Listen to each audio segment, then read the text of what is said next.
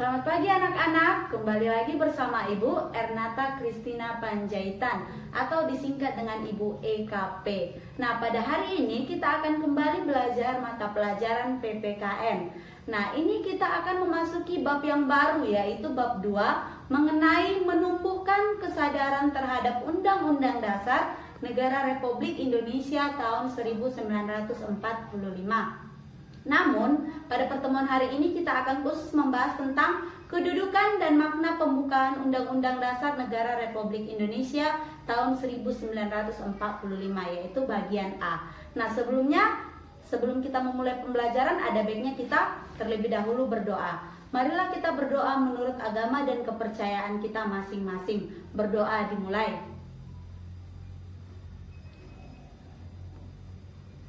Berdoa selesai. Baik, kita memasuki bab yang kedua, yaitu menumbuhkan kesadaran terhadap Undang-Undang Dasar. Dengarkan penjelasan Ibu ya. Baik, kita masuk yaitu mengenai kompetensi dasar dan indikator pembelajaran. Nah, kalian harus tahu apa kompetensi dasar dan indikator pembelajaran kita pada hari ini. Yaitu kompetensi dasar 3.1 yaitu mengenai pengetahuan.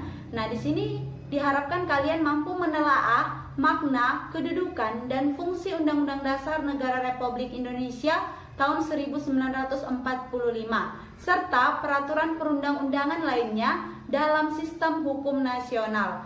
Nah, yang kedua yaitu 4.1 menyaji hasil telaah makna, kedudukan, dan fungsi Undang-Undang Dasar Negara Republik Indonesia tahun 1945 dalam penerapan kehidupan sehari-hari. Nah, disinilah pengetahuan dan keterampilan kalian diharapkan mampu untuk menelaah dan menyajikan materi kita hari ini. Nah, yang kedua yaitu indikator pembelajaran, yaitu menganalisis makna dan kedudukan Undang-Undang Dasar Negara Republik Indonesia tahun 1945 dalam sistem hukum nasional. Dan yang kedua yaitu kalian diharapkan mampu menyusun laporan dan menyajikan hasil telaah tentang makna dan kedudukan Undang-Undang Dasar tahun 1945 dalam sistem hukum nasional dengan percaya diri dan penuh dengan tanggung jawab. Paham ya? Baik, kita masuk ke tujuan pembelajaran. Nah, tujuan pembelajaran kita hari ini ada dua. Yang pertama, kalian anak-anak Ibu diharapkan dapat mendeskripsikan kedudukan pembukaan Undang-Undang Dasar Negara Republik Indonesia tahun 1945. Dan yang kedua, kalian dapat menjelaskan hubungan antara pembukaan dan proklamasi kemerdekaan. Nah, inilah dua tujuan pembelajaran yang harus kalian capai pada pertemuan hari ini.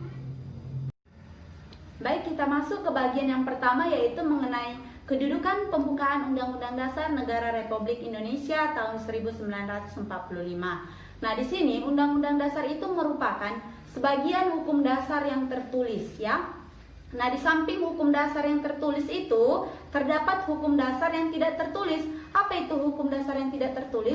Itu biasa disebut dengan konvensi, yaitu aturan dasar. Jadi konvensi ini pengertiannya yaitu aturan dasar yang timbul dan terpelihara dalam praktik penyelenggaraan negara meskipun tidak tertulis ya. Selanjutnya yaitu sebagai hukum dasar, maka Undang-Undang Dasar Negara Republik Indonesia tahun 1945 itu merupakan sumber hukum bagi peraturan perundang-undangan dan merupakan hukum tertinggi dalam tata urutan peraturan perundang-undangan di Indonesia.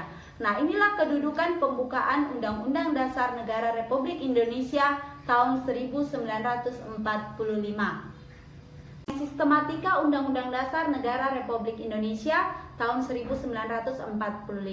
Nah, pada bagian ini kita akan membahas tentang sistematika Undang-Undang Dasar baik sebelum perubahan maupun setelah perubahan. Nah, sebelum perubahan ini Undang-Undang Dasar terdiri atas 3. Yang pertama pembukaan, dan yang kedua batang tubuh atau pasal-pasal, dan yang ketiga yaitu penjelasan. Nah, di sini sebelum perubahan itu pembukaan terdiri dari 4 alinea, batang tubuh atau pasal-pasal itu terdiri dari sebelum perubahan itu terdiri dari 16 bab, 37 pasal, 49 ayat, dan 4 pasal aturan peralihan serta 2 ayat aturan tambahan. Serta yang ketiga yaitu penjelasan. Nah, pada sebelum perubahan ini terdapat penjelasan tiap-tiap ayat atau tiap-tiap pasal di Undang-Undang Dasar Negara Republik Indonesia. Dan yang setelah perubahan atau setelah amandemen itu terdiri atas hanya dua. Yang pertama pembukaan dan yang kedua pasal-pasal. Nah, pembukaan di sini tetap terdiri dari 4 alinea. Pasal-pasal di sini yaitu terdiri dari 21 bab, 73 pasal, 170 ayat, 3 pasal aturan peralihan dan 2 ayat aturan tambahan. Nah, inilah sistematika Undang-Undang Dasar Negara Republik Indonesia baik yang sebelum perubahan maupun setelah perubahan. Paham ya? Baik, kita masuk ke yang kedua yaitu mengenai hubungan pembukaan dengan proklamasi kemerdekaan. Nah, pembukaan Undang-Undang Dasar itu memiliki hubungan dengan proklamasi kemerdekaan. Di sini kita akan bahas satu persatu. Yang pertama yaitu proklamasi kemerdekaan itu memuat 2 hal pokok, yaitu yang pertama pernyataan kemerdekaan bangsa Indonesia dan yang kedua yaitu tindakan yang harus segera dilakukan dengan pernyataan kemerdekaan. Nah, adapun hubungannya dengan pembukaan Undang-Undang Dasar yaitu yang pertama, pada alinea pertama pembukaan Undang-Undang Dasar Negara Republik Indonesia tahun 1945 itu memuat pernyataan kemerdekaan. Nah, pernyataan kemerdekaan di alinea pertama ini diawali dengan pernyataan bahwa kemerdekaan itu adalah hak segala bangsa. Sedangkan hubungan pada alinea kedua yaitu termuat di alinea kedua pembukaan Undang-Undang Dasar, alasan perjuangan kemerdekaan bangsa Indonesia yang telah sampai pada saat yang menentukan. Juga dipertegas pada alinea ketiga yaitu bahwa kemerdekaan merupakan atas berkat rahmat Allah yang Maha Kuasa dan didorong oleh keinginan luhur. Nah, dengan demikian bisa kita simpulkan bahwa pada dasarnya alinea pertama sampai dengan alinea ketiga yaitu merupakan uraian terperinci dari kalimat pertama proklamasi kemerdekaan. Paham ya mengenai hubungan pembukaan dan proklamasi kemerdekaan? Baik, kita masuk yang tadi sudah kita bahas hubungan proklamasi kemerdekaan dengan pembukaan. Pembukaannya yaitu alinea pertama sampai ketiga. Nah, di sini kita akan bahas mengenai alinea keempat pembukaan Undang-Undang Dasar. Nah, pada alinea keempat ini memberi arah pertanggungjawaban terhadap pelaksanaan proklamasi kemerdekaan. Jadi pada alinea keempat ini berisikan arah pertanggungjawaban terhadap pelaksanaan proklamasi kemerdekaan.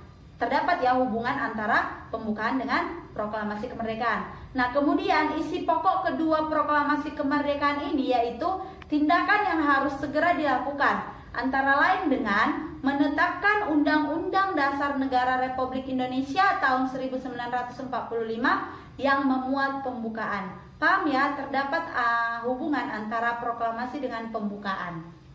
Tiap pembukaan, tiap alinea terdapat hubungan antara pembukaan 4 alineanya terhadap 2 hal pokok proklamasi kemerdekaan yang sudah saya jelaskan tadi. Paham ya?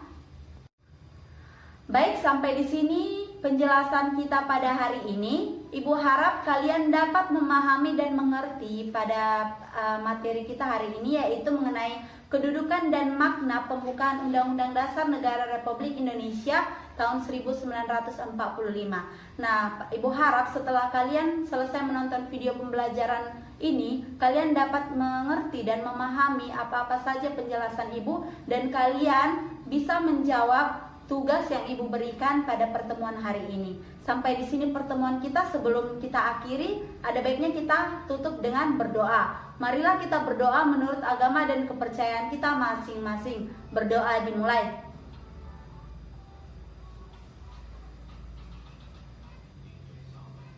Berdoa selesai. Demikian sampai di sini pertemuan kita. Selamat pagi dan sampai jumpa.